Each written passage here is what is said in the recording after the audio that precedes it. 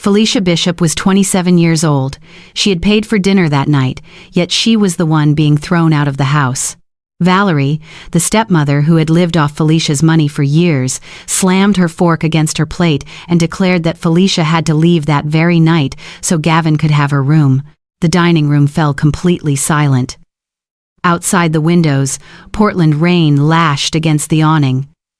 Gavin leaned back in his chair, showing no surprise at all. Felicia's suitcase had already been dragged out of her bedroom and placed beside the staircase. Valerie folded her arms. Gavin needs a bigger room. You are an adult now. You cannot keep living off this family forever. Felicia almost laughed. She was the one who paid the property taxes, utilities, insurance, home repairs, and most of the grocery bills. Even the dinner growing cold on the table had been paid for with her credit card. But Valerie had never seen any of that money as a sacrifice. She considered it Felicia's obligation. Gavin curled his lips into a smirk. You have a good job. Staying in a hotel for a few days is not going to kill you. Felicia looked at him. Gavin was wearing the jacket she had bought for him. The phone sitting on the table was being paid for in installments through her account. In the garage was a luxury car with the lease in her name. Neither of them felt ashamed. They believed Felicia would give in again. Valerie had prepared herself for tears and pleading. She wanted to prove that Felicia was still the weak girl she had been after her father's death, still terrified of losing the last bit of family she had left. But Felicia simply placed her napkin on the table. All right. Those two words made Valerie freeze. There was no argument, no begging, not a single tear. Felicia went upstairs and collected her passport, laptop, several changes of clothes, and her father's old watch. She did not take any of the things she had bought for the house. Sometimes freedom begins with leaving behind the things that can be replaced. 15 minutes later, she stepped outside into the cold rain. Valerie stood in the doorway, convinced that she had won. Gavin even asked when Felicia would transfer the money for his birthday party. Felicia did not answer. As the car moved through streets shimmering with reflected lights, she opened her banking application. $212,000 in savings. It was the result of years spent working as a senior financial analyst. Valerie only saw a quiet young woman who often came home late. She did not know that Felicia managed investment portfolios worth tens of millions of dollars. She did not know that Felicia had an almost perfect credit score. She certainly did not know that banks had repeatedly offered her favorable mortgage terms.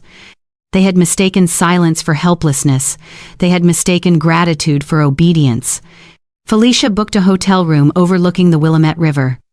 Standing before the large window, she watched the city blur behind the curtain of rain. That house had once been filled with her father's voice. It had once held mornings when he made coffee and reminded her never to let anyone else determine her worth. That night, Felicia allowed herself exactly 5 minutes to cry. Then she wiped her face and called her best friend, who worked as a real estate agent. I want to buy a house. What is your budget? $480,000. Somewhere in the West Hills. I want a place no one can ever throw me out of. The next morning, while Valerie waited for Felicia to call and beg to come home, Felicia was standing inside a house with a small garden, wide windows, and a view covered in treetops. Felicia did not lose her family that rainy night. She simply stopped financing people who had never treated her like family. Felicia Bishop signed the ownership papers for her new house on a clear morning, while Valerie still believed she was only throwing a tantrum and would eventually return to beg for forgiveness. But when Felicia lifted her pen from the contract worth $480,000, she was no longer the woman who had been thrown out into the rain. She had a place that belonged to her. The house stood on a hillside in the West Hills, surrounded by tall trees and a small yard filled with sunlight. The living room had glass windows overlooking the city of Portland. The kitchen was not large, but it was clean and quiet. There was no sound of Valerie complaining. There was no Gavin stretched across the sofa asking what Felicia was ordering for dinner. Her real estate agent friend handed her the keys. Congratulations, homeowner. Felicia closed her fingers around the key in her palm. For the first time in years, the word homeowner did not come with the responsibility of supporting someone else. But she could not completely move forward yet. Her father's old house was still there. For years, Felicia had believed that after her father died, the entire house had automatically become Valerie's property. Valerie had always said that it had. She kept the documents, managed the mail, and constantly reminded Felicia that she was only allowed to live there because of Valerie's generosity. Felicia had never questioned it. Grief can cause people to ignore questions that should have been asked long ago. That afternoon, she took every document she still possessed to the office of Arthur Pendleton, an attorney who specialized in inheritance and property disputes. Arthur was over 60 years old, spoke slowly, and had a habit of reading every line of a document twice before reaching a conclusion. He examined Felicia's father's death certificate. He reviewed the marriage certificate between her father and Valerie. He studied the property ownership records. Then he removed his glasses. "Your father did not leave a will." Felicia nodded. Valerie said that meant the house belonged to her. Arthur remained silent for several seconds. "No. It means the property must be distributed according to Oregon inheritance law." Felicia said nothing. Arthur turned his computer screen toward her. "According to these records, your father was the only person named on the title. When he died without a will, Valerie did not automatically inherit the entire property. You are his legally recognized biological daughter. You are entitled to a share of the estate." "How much?" 50%. The room seemed to lose all sound. Felicia looked at the valuation listed in the records. The house was worth approximately $500,000. Her share was equal to $250,000. For all those years, she had been paying taxes on a house she partly owned. She had paid for roof repairs, a replacement heating system, and property insurance, while Valerie repeatedly reminded her that she was nothing more than a guest. Arthur looked at her gravely. "Did she ever inform you of your inheritance rights?" "Never." "Did she ever offer to buy your ownership share?" "No." "Did she ever share any income or property value with you?" Felicia shook her head. Arthur closed the folder. "Then we are going to force her to face the truth." The legal notice was delivered the following morning. Its terms were perfectly clear. Valerie had 30 days to purchase Felicia's 50% ownership share. If she could not afford to do so, the house would be placed on the open market, and the proceeds would be divided according to their legal ownership rights. When the courier placed the envelope on the table, Valerie assumed it was a bill Felicia had forgotten to pay. She tore it open with an irritated expression. Then the color drained from her face. Gavin skimmed the first page and laughed, claiming that Felicia was only trying to frighten them. But Valerie understood enough to know that the seal of a law office was not a joke. She called Felicia immediately. "What the hell are you doing?" Felicia stood in her new kitchen, watching sunlight fall across the wooden countertop. "I am taking back what belongs to me." That was the moment Valerie finally understood her greatest mistake. The woman she had thrown out did not merely have money.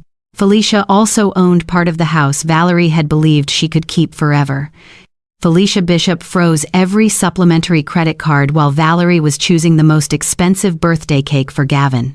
Less than 3 minutes later, the young man who had laughed when Felicia was thrown out of the house stood motionless in the middle of the supermarket as the payment terminal repeatedly declined his card. Gavin tried again. Then a third time. The cashier glanced at the line of customers waiting behind him and tried to keep her voice polite. "Do you have another form of payment?" Gavin's face turned bright red. The shopping cart in front of him was piled high with alcohol, premium cuts of beef, decorations, and a custom cake large enough for nearly 50 guests. Everything had been selected according to Valerie's instructions. She wanted to throw an extravagant party to prove to the neighbors that Felicia's departure had not affected their lives at all. But they had no money. For years, Valerie only had to send a message, and Felicia would pay the bill. Gavin only had to present the card, and every purchase would be approved. This time, the screen displayed a cold, unforgiving message. Transaction declined. Gavin called his mother right there at the checkout counter. Valerie immediately called Felicia. "What are you doing to our cards?" Felicia was sitting in her office with an unfinished financial report in front of her. Her voice was so calm that it only made Valerie angrier. "They are not your cards. It is my account." Valerie screamed that Felicia had no right to humiliate Gavin in front of other people. She threatened to call the police and accuse Felicia of stealing family property. Felicia remained silent for several seconds. "Go ahead. I will send them the cardholder agreement, the payment history, and a complete list of every debt I have paid on behalf of both of you." Valerie had nothing to say. But Felicia was not finished. That afternoon, she contacted the vehicle leasing company and terminated the agreement for the luxury car Gavin had been driving. The lease was in Felicia's name. She had paid the deposit. The insurance premiums were also withdrawn from her account every month. Gavin received the repossession notice while driving to meet his friends. He raced straight home, slammed the door, and shouted that Felicia was trying to destroy his life. Valerie immediately called Arthur Pendleton and demanded an emergency meeting. They believed that if they applied enough pressure, Felicia would back down. 3 days later, Valerie and Gavin arrived at the attorney's office wearing the last expensive clothes they could still show off. Valerie entered with red eyes and a tissue clutched in her hand. She started crying before she had even sat down. She claimed that she had raised Felicia as if she were her own daughter. She said the house was the only thing she had left after her husband's death. She said Felicia's actions were forcing a widow and an innocent student onto the streets. Arthur did not interrupt her. He simply opened the case file. One document after another was placed on the table. The property records, the inheritance confirmation, the tax receipts, the repair invoices, the bank statements showing that Felicia had paid most of the household expenses for years. Valerie's performance slowly fell apart. Arthur looked directly at her. "My client is not removing you from property that belongs solely to you.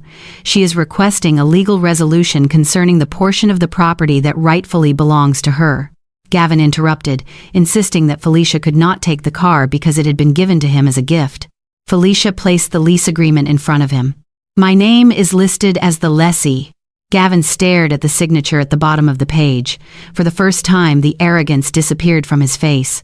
Felicia held out her hand. "The keys." Gavin did not move. Valerie turned toward her son, but she could not protect him.